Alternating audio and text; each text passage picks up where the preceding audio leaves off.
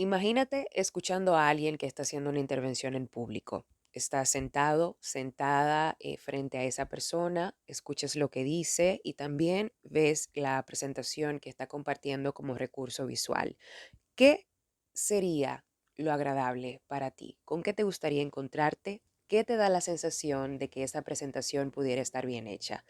A partir de esta invitación a que te imagines en la situación de quien te pudiera ver a ti, pasamos por uno de los elementos a tomar en cuenta cuando abordamos lo relacionado a una expresión oral efectiva y hablaremos acerca de cómo hacer buenos recursos visuales que den soporte a nuestras presentaciones. Y es verdad que hay situaciones de comunicación en las cuales se hace conveniente, se hace necesario utilizar presentaciones visuales, ese recurso que pueda servir no solamente como hilo conductor de lo que estamos diciendo, sino también para reiterar en esas ideas fundamentales que forman parte de nuestra intervención oral, de nuestro discurso. Algo muy importante a pensar de las generaciones actuales es que ya estamos muy familiarizadas con lo audiovisual, con el video y con la imagen. Entonces, echar mano de este elemento es conveniente para mantener la atención de las personas usando otros recursos, pero tener esto ahí para que lo que yo quiero que se quede en la mente de quienes me están escuchando, lo haga gracias a este recurso audiovisual que estoy utilizando. Este planteamiento que les hago aquí, la gente te lee o te escucha, no hace ambas simultáneamente, tiene que ver con la importancia de que haya un balance entre lo que dices y lo que pones en tu recurso audiovisual. Sí que es verdad que es súper importante hacer una presentación llamativa, atractiva y que tenga buena calidad, que por otro lado prepares con antelación tu discurso, que tengas claras tus ideas, pero ninguno de los dos elementos puede competir con el otro. Simplemente este recurso visual está ahí para reiterar en lo esencial de tu intervención y para ayudarte cuando alguna persona pierda el foco de atención o pase de esos 15 o 20 minutos que suele ser lo que se plantea como el tiempo de atención plena. Entonces, pasemos a ver algunas de estas recomendaciones básicas. ¿Cuáles son los elementos que tenemos que tomar en cuenta? Comenzando por cuestiones muy básicas, como por ejemplo la cantidad de diapositivas, que las veremos a continuación, también los aspectos relacionados a la letra que vamos a utilizar, o las letras, si se quiere, la tipografía, el tamaño, la cantidad de texto que pudiera ser recomendable. Tercero, el uso de distintos tipos de recursos, combinar texto, imagen, video y animaciones. Y número cuatro, el aspecto estético que apela al equilibrio entre los elementos, la calidad de las imágenes, que no se vean pixeladas, una combinación correcta de colores y asimetría entre los elementos que vas a incluir. Una pregunta básica. ¿Cuántas diapositivas yo debo incluir y qué información debo poner en cada una de ellas? Te voy a compartir una fórmula que comentaba un estudiante de uno de los periodos pasados porque me parece bastante interesante. Fórmula 10, 20, 30. 10 que corresponde a las 10 diapositivas, 20 que corresponde a 20 minutos de intervención y 30 que sería el tamaño de la letra. ¿Esto por qué? Porque 10 diapositivas es una cantidad aceptable, puede funcionarte para decir lo que vas a decir. Vuelvo a este concepto de la atención plena. Hablábamos de 15 o 20 minutos para esta intervención y también lo conecto con algo que te compartía en el material teórico acerca de el proceso para crear tu discurso. Las charlas TED suelen tener un tiempo más o menos por acá que, reitero, es en el cual la gente pone toda su atención en recibir la información que estás dando. En tercer lugar, 30, un tamaño de letra grande que me obliga de alguna manera a no poner cantidades demasiado ambiciosas de información en la diapositiva que estoy creando.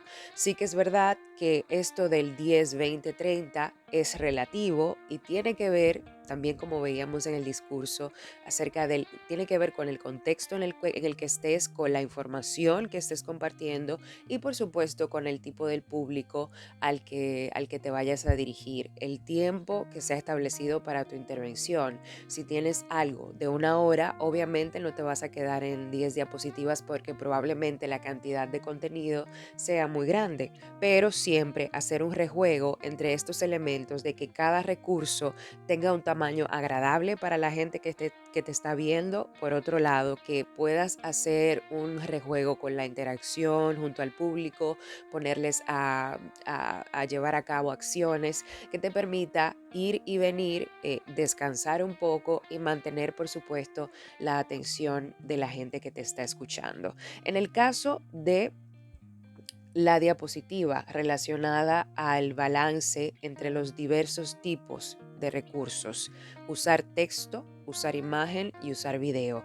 Traigo a colación una anécdota que compartía, o un comentario más bien, que compartía un estudiante en una de las materias que imparto en la universidad, y él comentaba que su tendencia era hacer presentaciones que solamente tenían imagen de buena calidad, él decía, imágenes llamativas, imágenes atractivas. Sin embargo, aunque esto pudiera ser lo genial, volviendo a esta idea de que somos generaciones habituadas a lo audiovisual, volvamos también al sentido de utilizar un recurso visual que apoye lo que estás diciendo.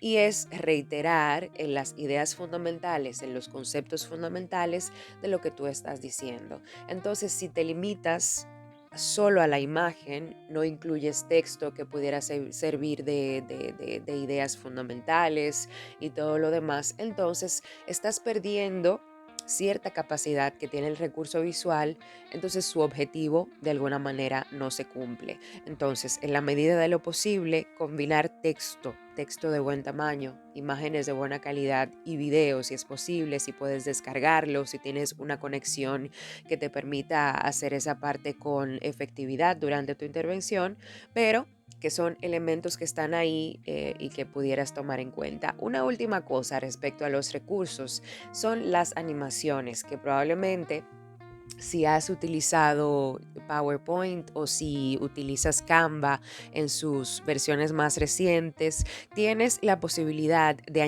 añadirle animación o movimiento a los elementos que tengas dentro de tu diapositiva, al texto, a los gráficos, etcétera. Esto es interesante porque pudiera ser llamativo, pero es bueno tener cuidado con la cantidad de veces que se utiliza en una misma diapositiva o en una misma presentación, porque si te imaginas esa animación que hace que un elemento, uno de esos gráficos que tenemos ahí en la pantalla, venga saltando y eso dura de 1 a 4 segundos en completarse. Imagínate una persona que tenga una presentación de 10 diapositivas y en cada una de ellas tenga dos elementos de este tipo. Imagínate la cantidad de tiempo que va a implicar que esa presentación vaya avanzando. Entonces, insisto. Las animaciones son un recurso interesante, le dan actividad, le dan movimiento a nuestra presentación, pero utilizarlas con cuidado. Ya en el caso de la selección de la tipografía y la selección del tamaño, respecto al tamaño, volvemos a este planteamiento que hacía de usar tamaños de letra grandes, tomando en cuenta que tú pudieras hacer una intervención en vivo que sea en un auditorio y haya personas que estén muy atrás. El tamaño impacta positivamente el hecho de que la gente pueda recibir esa información, pero también lo impacta la selección de la tipografía que hagas. Y te comparto dos conceptos súper básicos respecto a la tipografía. Están las fuentes con serifa, como ves en la imagen, está a la izquierda, suelen ser más curvas. Pensemos en la cursiva, valga la redundancia. Y por otro lado, están las fuentes sin serifas, que son más simples, más rectas y que respecto a esto que te estoy mencionando de la distancia a la que está el receptor o la receptora de esa información que tú estás compartiendo, puede facilitar el hecho de la llegada, el hecho de que esa información efectivamente llegue, ¿no? Entonces, compartiéndote finalmente algunas opciones, algunas plataformas que tienes para crear presentaciones visuales. Aquí te menciono cuatro de muchas, de infinitas posibilidades que tienes, comenzando por una que es súper básica, PowerPoint, que viene con el paquete de Office, o por ejemplo Google Slides, que te permite trabajar, crear presentaciones visuales en la nube. Son elementos súper básicos, con el tiempo han ido incorporando otras capacidades y solo sería cuestión de ir explorando en cada una de las plataformas a ver qué te sirve y hasta dónde puedes llevar tu presentación. Por otro lado, y muy popular, está Canva, una plataforma online para la creación de diversos tipos de contenidos visuales que incluye presentaciones, pero también puedes crear gráficos para redes sociales, puedes crear tarjetas de presentación, etcétera, etcétera. Las infinidades o las posibilidades más bien son infinitas dentro de esta plataforma, donde tienes plantillas, tienes también elementos gráficos, puedes subir tu propio contenido y jugar con las posibilidades dentro de Canva.